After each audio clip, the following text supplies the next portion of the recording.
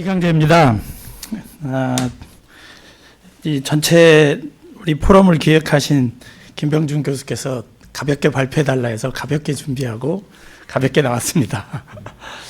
논문이라기보다는 뭐 거의 에세이이기 때문에 편하게 들어주시면 될 것 같고요. 앞서 이정묵 교수님 발표하는 내용을 듣다 보니까 뭐 끝부분에서 빨리 죽어야 된다는 얘기는 다르지만 기본적인 어떤 컨셉은 저와 거의 같다.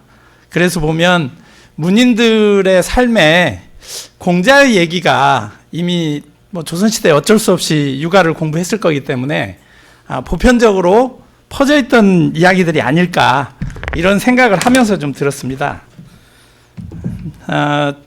저는 그 앞서 발표하신 분보다는 젊습니다. 아직은 나이가 더 들어야 됩니다. 그래서 저는 이제 좀 다른 측면에서 좀 얘기가 될 수 있는데요. 첫 번째 얘기는 52지천명입니다. 여기 안에 있는 내용은 거의 다 이제 공자의 얘기로부터 시작이 되는데 이 얘기는 여러분들 모두 다 알고 있습니다. 15세에 지학했고 30일 입했고 40이 부록하고 50이 지천명했고 60에 이순했고 70에 종심소욕 분류구 했다라는 얘기가 논어에 나오는데 이게 이제 나이 들어가면서의 변화를 얘기하는 공자의 언설 중에 가장 대표적인 걸 겁니다. 여기 나와 있는 뭐 지학이나 부록이나 지천명 또 이순 이런 것들은 우리가 여전히 나이와 관련돼서는 많이 사용하는 용어입니다. 이 구절들을 전통적으로 사람들은 각자의 생각에 따라서 달리 해석하기도 했는데 뭐 그저 변화의 과정에 중점을 두었다라는 해설도 있고 공자가 죽기 전에 자기가 어떻게 살아왔는가를 경험적으로 귀납적으로 설명한 것이다라는 주장도 있습니다. 근데 이제 저의 경우는 저도 이제 곧 60을 코앞에 두고 있는데 아직 60까지는 안 갔기 때문에 지학을 했는지 부록을 했는지 뭐 이립을 했는지는 제가 자신 있게 말할 수는 없지만 막 지나온 아니면 이제 그 부록을 넘기고 지천명의 시기를 지나고 이순을 앞에 두고서 과연 그런 바로 앞에 있는 지천명의 시기는 내가 어떻게 넘겼을까라는 생각을 하면서 지천명이라고 하는 나이 50을 넘기면서 경험한 또는 그러했다라고 공자가 얘기한 천명을 알았다는 것이라는 거에서부터 논의를 시작을 해보려고 합니다. 천명이라는 글자는 천명을 글자 그대로 해석하면 하늘의 명령 또는 하늘이 준 운명 뭐 이 정도의 뜻일 겁니다. 그리고 여기에 천명이나 천명을 안다라는 말 사실 이게 무엇을 뜻하는지 구체적으로 현실 속에서 나타내는 의미를 알기는 쉽지가 않습니다. 뭐 논어집회나 논어집주에서 설명하고 있는 것들 뭐 하늘의 도가 행해져서 사물에 부여된 것 그것이 천명이니 사물이 현재의 모습을 갖게 된 연고를 가리킨다라던가 궁리진성 이치를 궁구히 하고 자기의 본성을 다한다 이게 지천명이라고 하지만 정확하게 이해하기 어려운 부분이 있습니다. 그래서 일단 한번 논어 속으로 들어가서 논어를 통해서 논어를 해설하는 보통 이논해논이라고 하는데 그 방법을 동원해서 한번 논어에 있는 구절을 가지고 보자라고 접근을 해봤습니다. 논어에 나오는 천자는 뭐 19회가 등장을 하고 이런 뜻이 있습니다. 그리고 이제 물론 19회 외에 천하라던가 뭐 천명, 천도, 천록, 천자 이런 어휘들이 있기 때문에 좀 더 많이 쓰이는 것 같고요. 명이라는 글자도 여기 지금 지천명에 쓰인 천명 말고 천명이란 말은 한 구절에서 2번 더 사용되긴 합니다. 그리고 명이라는 글자도 여러 번 쓰이는데 뭐 수명을 단순히 수명을 뜻하거나 생명 또는 명령 또는 심부름을 보낸다는 뜻 등의 여러 가지가 있습니다. 그런 걸 뭐 통틀어서 본다면 우리가 말하는 지천명과 관련되는 것은 하늘이라는 것과 그 다음에 운명이라는 뜻이 같이 결합된 정도가 아니겠는가 이런 생각을 합니다. 그래서 그와 관련된 명이 들어있는 어휘를 쭉 좀 살펴봤는데 천명이 들어간 것은 군자는 3가지 두려워할 것이 있다. 1번 예문입니다. 천명을 두려워해야 하고 지위가 높은 사람을 두려워해야 하고 성인의 말을 두려워해야 한다. 그런데 소인은 천명을 알지 못하기에 두려워하지도 않는다 하는 얘기에 천명이 처음 등장합니다. 그 다음에 천명이라는 말은 더 이상 쓰인 게 없고요. 명이라는 글자만 쓰이는데 그 명을 천명으로 번역을 했을 때 천명을 모르면 군자가 될 수 없다 이렇게 됩니다. 결국은 성인 군자, 육아에서 이상으로 보는 인간형인 군자라는 사람은 반드시 천명을 알아야 되는 사람이죠. 그리고 이 군자는 현대적으로 본다면 덕을 갖춘 리더라고 볼 수가 있습니다. 우리가 대학의 고등교육이라고 하는 것이 결국 한 사회의 리더를 양성하는 것이라면 그들에게 있어서 천명이라는 건 굉장히 중요하다고 볼 수가 있죠. 세 번째 예문에 있는 거에서는 여기는 이제 공자의 이야기가 아니라 자하의 얘기로 등장을 하는데 나는 이렇게 들었다. 누구에게 들었는지는 모르지만 공자에게 들었을 수도 있고 아니면 다른 사람에게 들었을 수도 있는데 죽고 사는 것은 명에 달려 있고 부하고 귀한 것은 하늘에 달려 있다. 그러니까 인사 유명하고 부귀 제천이라고 하는 굉장히 유명하게 많이 쓰이는 말입니다. 이런 말이 있는데 여기에 명과 천이라는 게 떨어져 있지만 이런 문장의 구조는 일반적으로 부귀와 인사, 사람의 목숨이라는 것과 부귀는 하늘의 명, 천명에 달려있다 이렇게 해석할 수가 있습니다. 이건 이제 한문의 그 국법 장법상으로 그렇게 해석을 하기 때문에 그렇게 본다면 우리가 죽고 사는 문제 또는 부하고 귀해지는 것 이것은 다 하늘에 달려있다 이런 얘기겠죠. 그 다음에 4번의 경우는 자공은 천명을 이해하지 못했는데도 부자가 됐다. 그러니까 역시 부귀와 관련된 얘기일 겁니다. 그 다음에 공자는 천명에 대해서는 크게 여러 번 자주 말하지 않았다라는 얘기가 5번 예문에 나옵니다. 여기 나오는 예문들을 보면 뭐 앞서 말한 대로 천명은 군자가 천명을 두려워한다라던가 여러 가지가 있지만 명확하게 천명을 설명하고는 있지는 않지만 앞서 얘기한 사생 유명하고 부귀 제천이라는 구절에 있는 것을 보면 죽고 사는 것을 명과 연결하고 부귀를 하늘과 연결했지만 결국 이걸 다 통합을 해보면 생사와 부귀를 결정해 주는 것은 천명에 달려 있다는 거죠. 그러니까 우리가 죽고 사는 문제나 부귀해지거나 이런 부분들은 다 결국 하늘의 뜻에 달려 있다. 당신이 억지로 해서 되는 건 아니다. 어찌 보면 그런 얘기일 수도 있습니다. 그리고 뒤에서 나왔던 것처럼 그 4번에서 있는 것처럼 천명이 결국 재산과 관련된다는 건 같이 얘기를 한 거죠. 근데 그렇다면 논어에 보이는 천명이 천명 또는 명이라는 것이 죽고 살거나 부유하거나 귀한 것을 결정해 주는 그 무엇인데 논어에는 죽고 사는 문제에 대해서 자세하게 언급하지 않습니다. 특히 모든 건 삶에 대한 얘기죠. 죽음에 대해서 물었을 때 삶도 모르는데 죽음을 어찌 알겠느냐 하고 대답을 회피하는 부분이 있는데 그런 것들을 본다면 죽고 사는 문제는 일단 차치를 하고 부귀에 대해서 공자가 얘기한 것만 살짝 살펴보면 6번에 있는 예문을 보면 부유해지는 것이 내가 구해서 얻어지는 것이라면 말의 채찍을 잡는 하찮은 일이라도 나는 하겠다. 하지만 구하여 얻어지는 것이 아니라면 나는 내가 좋아하는 일을 하겠다라고 얘기를 합니다. 부귀에 대한 어떤 추구는 있지만 더 중요한 것이 무엇인가를 말하고 있습니다.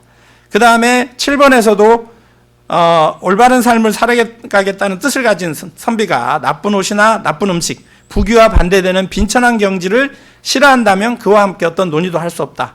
결국 빈천이나 부귀보다는 더 중요한 어떤 사지어도라고 하는 도리를 얘기하고 있습니다.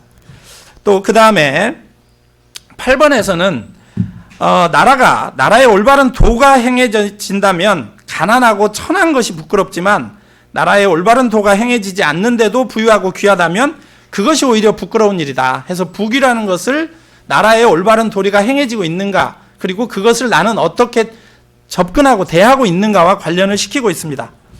그리고 9번에 보면은 안회라는 제자가 단사표음이라고 흔히 하는 아주 소박한 음식, 소박한 걸 먹고 아주 그 누추한 집에 살아도 그것을 근심하지 않고 오히려 그 속에서 안 빈낙도 했다라는 것을 공자가 칭찬을 하고 있습니다.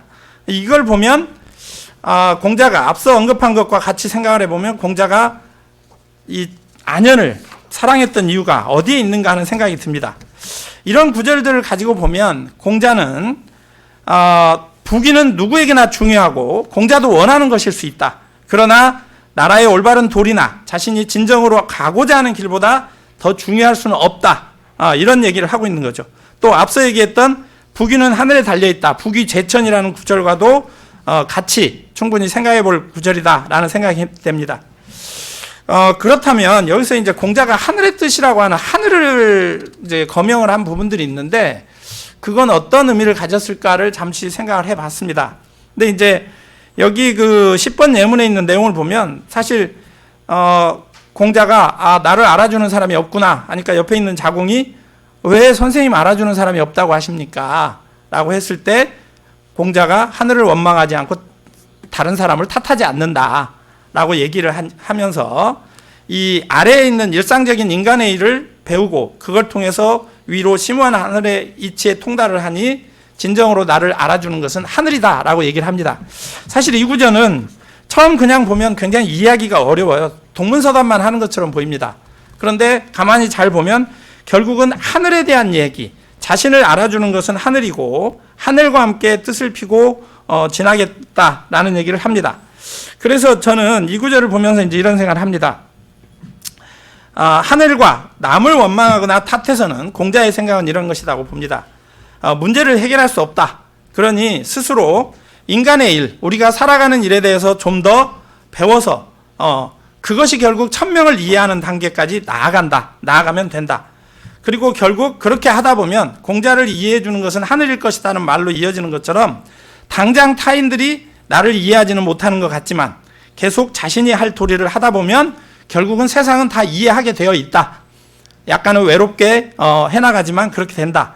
그래서 이런 구절을 보다 보니까 공자가 살아가면서 자기를 알아주지 않는 것에 대해서 굉장히 고민을 많이 했구나. 이런 생각이 들어요. 누구나 사실은 우리도 그렇죠. 나의 능력과 나의 재능을 누가 좀 더 알아줬으면 좋겠는데 알아주지 않는 것에 대한 고민들을 다 가지고 삽니다. 그런 것들을 당시에 많이 했다고 볼 수 있죠. 그래서 논어 첫 구절에도 보면 남이 나를 알아주지 않아도 성내지 않으면 군자가 아니겠느냐라는 말이 나오는 것도 굉장히 중요한 공자의 어떤 생각이다라는 그런 느낌이 듭니다. 물론 이제 이런 부분들에 대해서 그 혹자들은 공자가 그렇게 일반인과 같을 수 있느냐 뭐 이런 얘기들을 하지만 중국의 이 이테쿠 같은 사람은 이런 일상적인 감정이다. 재능이 있으면서도 별 기회를 갖지 못하여 울적하고 탄식하는 것은 사람의 일상적인 감정이다. 그건 공자라고 면할 수 있는 게 아니다. 라고 해서 당연히 그럴 수 있다라고 보고 있습니다. 물론 이제 공자를 어느 시기에 그 학자냐에 따라 기본적으로 차이가 있지만 그런 입장을 충분히 가질 수 있다고 봅니다. 그 다음에 이제 한 가지 더 부귀 영달이나 천명과의 관계에 대한 걸 봤었는데 여기에서 사람의 변화와 관련된 공자의 다른 한 구절을 더 보도록 하겠습니다. 이 내용도 보면 앞서 발표한 이종록 선생님 하신 거하고 상당히 관련이 깊은데 이런 얘기가 있습니다. 군자에게는 세 가지 경계해야 할 일이 있다. 젊었을 때는 혈기가 아직 일정하지 않아서 왕성하기 때문에 여색에 빠질 것을 경계해야 된다. 나이가 들어서 장성했을 때는 혈기가 한창 강성하기 때문에 싸움에 빠질 것을 경계해야 된다. 그 다음에 이제 나이를 더 먹어서 노년이 되었을 때, 노년이 되어서는 혈기가 이미 쇠퇴하였기에 재물에 대한 욕심을 갖기 쉬운 것을 경계해야 된다라고 얘기를 하고 있습니다. 사람에게 있어서 뭐 젊은 시절이 이럴 것이다. 이건 충분히 생각이 가능한 이야기라고 보는데, 이런 것들을 쭉 살펴보면 노년이 되고 나이를 들어가서 사람의 혈기가 쇠퇴하게 되면 그 대신 누구나 그렇지만 다른 욕심을 많이 갖게 됩니다.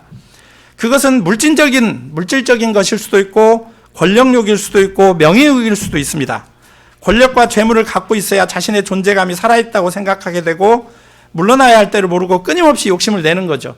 앞서 조선의 선비들이 가졌던 그런 굉장히 달관하는 모습들과는 다른 모습들을 보여주는 거죠. 이 때문에 공자는 나이를 먹어 늙게 되면 혈기가 이미 쇠퇴해서 자꾸 어떤 이익을 원하고 또 이게 노욕을 부릴 위험이 있다라고 경계를 하는 겁니다. 때로는 우리가 노욕으로 보이지만 흔히 또 부정적으로 노추라고도 하죠. 추한 모습들을 사실 우리는 보기는 하는 것 같습니다. 그런 부분들을 경계하고 있는 내용이다라고 생각이 됩니다. 이게 이제 나이만의 문제는 아닌 것 같아요. 거꾸로 나이가 젊은데도 욕심이 많으면 사실 생각은 이미 늙은 거고, 이제 이런 식의 해석도 충분히 가능한 것 같아요. 그러니까 나이듦이라는 것이 단순히 물리적으로 우리가 주민등록상으로 몇 살이고 이게 중요한 게 아니고 사람의 어떤 변화가 결국은 그 나이듦이라는 것을 좋은 긍정적인 의미의 나이듦도 있지만 부정적인 나이듦으로서 해석하는 것도 가능하다, 이런 생각이 듭니다. 그 다음에 마지막으로 서자여사부라는 건데, 제목을 제가 전부 논어 있는 구절로 다 썼습니다만은, 서자여사부는 공자가 이제 자재천상활, 그러니까 천 옆에서 흐르는 물을 보면서 한 얘기입니다. 아, 가는 것이 이와 같구나. 불사주야라. 밤낮을 쉬지 않고 흘러간다. 라고 얘기했던 건데, 사실 세상 누구라도 나이를 이길 수 있는 사람은 없을 겁니다. 아무리 신체 건강한 사람도 결국은 죽는 날이 오고, 아무리 의지가 굳건한 사람도 나이에 따라 생각이 변할 수 있습니다. 후대의 성인이라 칭송했던 공자 역시 역사 속의 인물로서 우리와 마찬가지로 먹고자는 일상적 욕구와 생활으로서 겪어야 하는 여러 어려움을 피할 수는 없었을 겁니다. 그 경험을 통해 공자는 나이에 따라 달라지는 인간의 모습, 그리고 그 속에서 경계해야 될 것들을 앞서 본 것처럼 정리를 해서 설명했습니다. 그리고 공자가 가는 것이 이와 같구나 라고 탄식한 것은 멈추지 않고 흘러가면서 나이를 먹어가는 것, 시간에 대한 아쉬우면서 동시에 자연의 조화를 느끼는 과정이라고 볼 수 있습니다. 또 한편으로는 더 열심히 노력해서 살아가야 한다는 다짐을 하는 계기일 수도 있다. 그리고 동시에 자신의 노년을 인정하고 알아가는 과정일 수 있다는 생각이 듭니다. 그래서 이제 여기서 앞서도 이제 떠날 때를 알고 떠나야 된다는 얘기를 했는데, 그와 마찬가지로 맹자가 한 얘기 중에 공손추에 보면 이런 얘기가 있습니다. 공자를 평가하면서 한 얘기입니다. 가히 사즉 사, 가히 지즉 지, 가히 구즉 가히 속즉 속, 공자야라 했는데, 벼슬 해야 할 적에는 벼슬 하고 그만두어야 할 적에는 그만두고, 오래 머물러 있어야 할 적에는 오래 머물고, 속히 떠나야 할 적에는 속히 떠났던 이가 공자라는 거죠. 그런 부분에서 자유롭게 행동하고 자유롭게 사고하면서 자신의 길을 갈 수 있는 사람이 되어야 한다는 거죠.